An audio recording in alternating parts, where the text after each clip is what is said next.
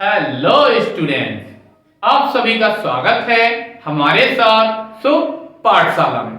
तो आज हम बहुत ही इंपॉर्टेंट और बहुत ही इंटरेस्टिंग चैप्टर जो कि क्लास 12th की केमिस्ट्री का चैप्टर नंबर है 10 बायो मॉलिक्यूल्स, जिसे हिंदी में कहते हैं जैव अणु, को लेकर प्रेजेंट हुए हैं। तो इस वीडियो में हम कार्बोहाइड्रेट्स के क्लासिफिकेशन, जो कि दो टाइप से क्लासिफाइड किए जाते हैं, on the basis of hydrolysis, on the basis of test, को स्टडी करेंगे। और साथ ही साथ मोनोसैकेराइड्स क्या होते हैं, इनको भी स्टडी करेंगे। तो आइए वीडियो स्टार्ट करते हैं और स्टडी करते हैं क्लासिफिकेशन ऑफ कार्बोहाइड्रेट। सबसे पहला, इसे हम दो टाइप से क्लासिफाइड कर सकते हैं। पहला है on the basis of hydrolysis, जल अपघटन के आधार पर।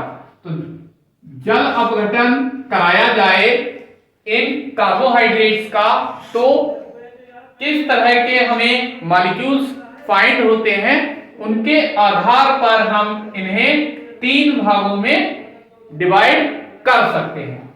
तो पहला है मोनोसैकेराइड्स।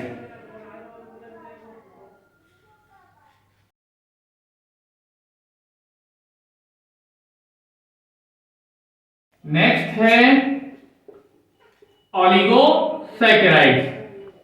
ऑलिगोसैकेराइड्स। और थर्ड है पॉलीसैकेराइड्स। क्या होते हैं ये, आइए इनको स्टडी करते हैं। पहला है यहां पर मोनोसैकेराइड। तो ये मोनोसैकेराइड्स क्या है, ये सिंपलेस्ट यानी बिल्कुल सरलतम, सबसे सरलतम सिंपलेस्ट मॉलिक्यूल्स होते हैं। और इनका अगर हम हाइड्रोलिसिस कराएं, जल अपघटन कराएं, तो ये और स्मॉल मॉलिक्यूल्स में डिवाइड नहीं होते हैं।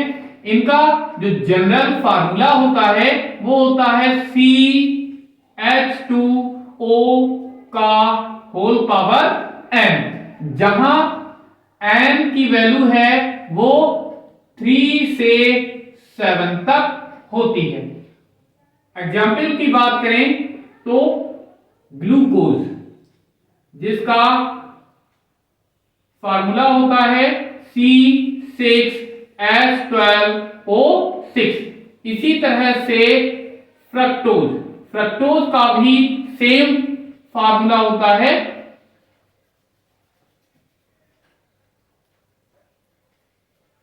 एटसेट्रा। नेक्स्ट है ऑलिगोसैकेराइड्स। ये ऑलिगोसैकेराइड्स क्या है, ऐसे कार्बोहाइड्रेट्स जिनका अगर हम हाइड्रोलिसिस कराएं, जल अपघटन कराएं, तो ये 2 से लेकर के 10 तक मॉलिक्यूल्स प्रोवाइड कराते हैं। ऐसे कार्बोहाइड्रेट्स को हम ऑलिगोसैकेराइड्स कहते हैं। फॉर एग्जाम्पल सुक्रोज,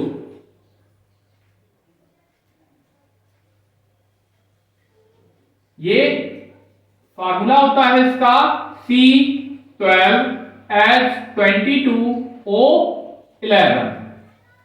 ये इसी तरह से माल्टोज, ऑलिगोसैकेराइड्स इन मॉलिक्यूल्स के आधार पर, जो जल अपघटन के पर हमें प्राप्त हो रहे हैं, उसके बेसिस पर हम ऑलिगोसैकेराइड्स को फर्दर क्लासिफाइड कर सकते हैं। किसमें, पहला है डाइसैकेराइड्स।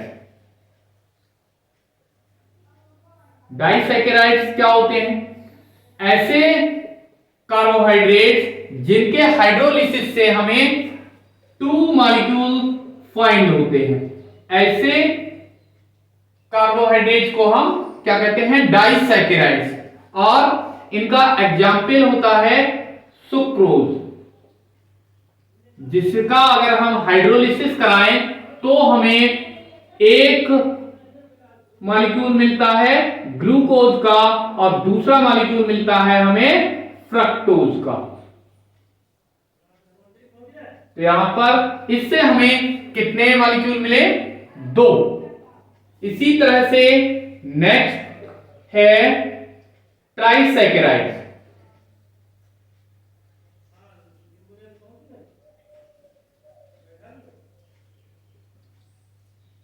ऐसे कार्बोहाइड्रेट जिनके हाइड्रोलिसिस से 3 मॉलिक्यूल्स फाइंड हो, ऐसे कंपाउंड्स को, ऐसे कार्बोहाइड्रेट्स को हम ट्राइसैकेराइड्स कहते हैं। इनका जनरल मॉलिक्यूलर फार्मूला होता है C18H32O16 है या C18H32O16। इसी तरह से नेक्स्ट है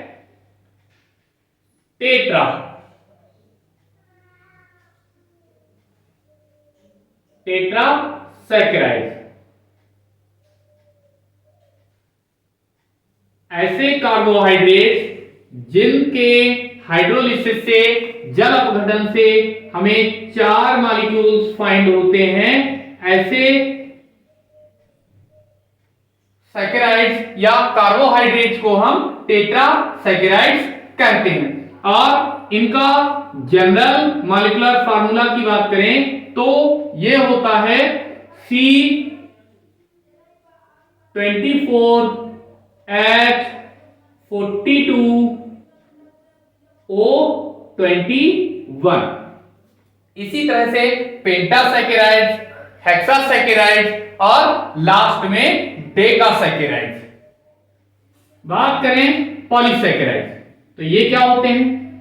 ऐसे कार्बोहाइड्रेट्स या ऐसे सैकेराइड्स जिनके हाइड्रोलिसिस से, जिनके जल अपघटन से हमें n मॉलिक्यूल्स मींस बहुत सारे मॉलिक्यूल्स फाइंड होते हैं, प्राप्त होते हैं, ऐसे कार्बोहाइड्रेट्स को हम पॉलीसैकेराइड्स कहते हैं। इनका जनरल फार्मूला होता है C6H10O5 का होल m। ये इनका जनरल मॉलिक्यूलर फार्मूला होता है। फॉर एग्जाम्पल स्टार्च, जिसका मॉलिक्यूलर फार्मूला होता है C6H10O5 का होल पावर n। जब इसका हम हाइड्रोलिसिस कराएं NH2 तब हमें क्या प्राप्त होता है? यहां पर ग्लूकोज। और इसके बहुत सारे मॉलिक्यूल्स फाइंड होते हैं C6H12O6। ये तो पॉलीसैकेराइड्स क्या हैं? जिनसे हमें इन सिंपलेस्ट यानी मोनोसैकेराइड्स के बहुत सारे मॉलिक्यूल्स फाइंड होते हैं, ऐसे कार्बोहाइड्रेट्स को हम पॉलीसैकेराइड्स कहते हैं। नेक्स्ट क्लासिफिकेशन का जो बेस है वो है on the basis of test. स्वाद के आधार पर इन्हें किस तरह से डिवाइड कर सकते हैं। तो यहां पर 2 टाइप्स होते हैं। पहला है शुगर और सेकंड है नॉन शुगर। तो पहला शुगर, ऐसे कार्बोहाइड्रेट या ऐसे सैकेराइड्स जो टेस्ट में कैसे होते हैं? स्वीट होते हैं, टेस्ट में स्वीट होते हैं एंड सॉल्युबल इन वाटर, पानी में कैसे होते हैं? घुलनशील होते हैं। ऐसे कार्बोहाइड्रेट या सैकेराइड्स को हम शुगर्स कहते हैं।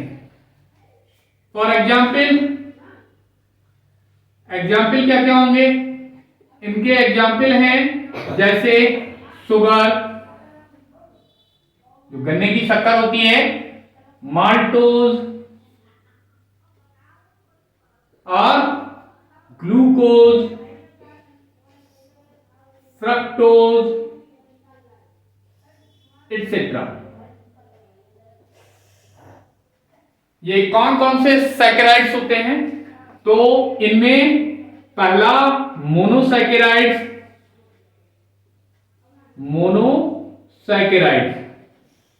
और दूसरा कौन सा था?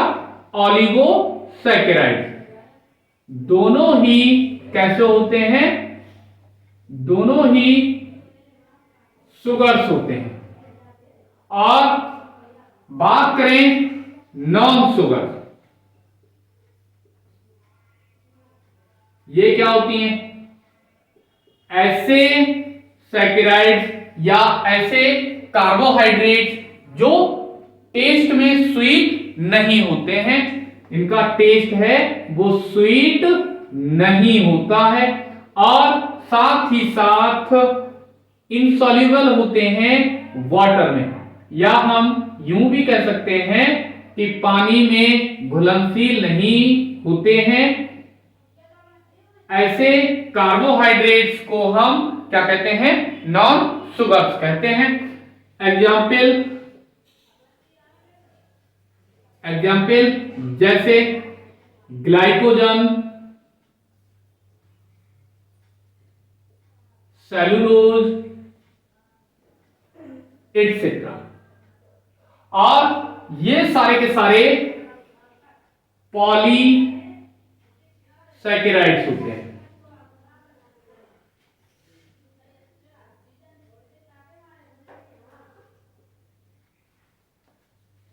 तो मोनोसैकेराइड्स और ओलिगोसैकेराइड्स क्या होते हैं? शुगर्स। और जो थर्ड था पॉलीसैकेराइड्स, वो क्या होते हैं? नॉन शुगर्स होते हैं। नेक्स्ट टॉपिक है मोनोसैकेराइड्स। तो हम पहले ही स्टडी कर चुके हैं, जो मोनोसैकेराइड्स हैं वो क्या होते हैं? सिंपलेस्ट कार्बोहाइड्रेट्स होते हैं, और इनका और छोटे छोटे मॉलिक्यूल्स में हाइड्रोलिसिस नहीं हो सकता है। फॉर एग्जाम्पल ग्लूकोज हो गया, फ्रक्टोज हो गया। तो इनके क्लासिफिकेशन की बात करें तो इन्हें दो टाइप से हम क्लासिफाइड कर सकते हैं। पहला है on the basis of number of carbon atom. तो उस कार्बोहाइड्रेट में कितने कार्बन एटम प्रेजेंट हैं, इस बेस पर, इस आधार पर हम कार्बोहाइड्रेट को वर्गीकृत कर सकते हैं, क्लासिफाइड कर सकते हैं। सेकंड है on the basis of functional group. उस कार्बोहाइड्रेट में कौन सा फंक्शनल ग्रुप प्रेजेंट है, क्रियात्मक समूह उपस्थित है, इस आधार पर भी हम इस कार्बोहाइड्रेट को या मोनोसैकेराइड्स को क्लासिफाइड, वर्गीकृत कर सकते हैं। फंक्शनल ग्रुप हमने पहले ही स्टडी किया है। ग्लूकोज में एल्डिहाइड ग्रुप होता है और फ्रक्टोज में कीटोन ग्रुप होता है। तो इस आधार पर भी हम इसका क्लासिफिकेशन करें। पहला है on the basis of number of carbon atoms. तो यहां पर नंबर ऑफ कार्बन एटम्स तो कितने हो सकते हैं? मिनिमम 3 से स्टार्ट होता है, हमने पहले ही स्टडी किया है। 3 to 7 तक हो सकते हैं मोनोसैकेराइड्स में। तो 3, 4, 5, 6 एंड 7। इनका नेम क्या होगा? मीन उन्हें हम क्या कहेंगे? तो जब 3 कार्बन एटम्स होते हैं, ऐसे कार्बोहाइड्रेट को हम कहते हैं ट्राइओज। क्या कहते हैं? ट्राइओज। जब 4 होते हैं तो 4 के लिए क्या बोलते हैं? टेट्रा। तब इसका नेम हो जाएगा टेट्रा, और क्या लगा देना है? ओज लगा देना है। तो ये ओ से स्टार्ट हो रहा है, तो इसमें क्या करेंगे? ए ये हटा देते हैं, टेट्रोस। इसी तरह से पेंट, 5 के लिए 5 के लिए पेंट बोलते हैं, तो ये हो गया पेंटोस।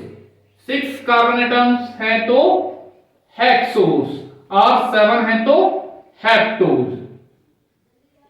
इस तरह से हमें क्या करना है? इन नंबर्स में केवल ओज लगा देना है। अब सेकंड है on the basis of functional group. तो अगर उसमें एल्डिहाइड ग्रुप प्रेजेंट है, एल्डिहाइड, तब हम उसे बोलते हैं एल्डोज। और अगर उसमें कीटोन ग्रुप प्रेजेंट है तब हम उसे बोलते हैं कीटोज। तब ट्रायोस का नेम क्या हो जाएगा? इसे हम कहेंगे एल्डो ट्रायोस, एल्डो ट्रायोस। और टेट्रोस को क्या बोलेंगे? Aldo Tedros. और पेंटोस को क्या कहेंगे? Aldo pentose. इसी तरह से एल्डो हेक्सोस। नेक्स्ट हो जाएगा एल्डो हेप्टोस। जब कीटोन प्रेजेंट हो तब उसे बोलेंगे कीटो ट्रायोस। नेक्स्ट कीटो टेट्रोस। नेक्स्ट कीटो पेंटोस। नेक्स्ट कीटो हेक्सोस। नेक्स्ट कीटो हेप्टोस। इस तरह से हम उन्हें नेम देते हैं।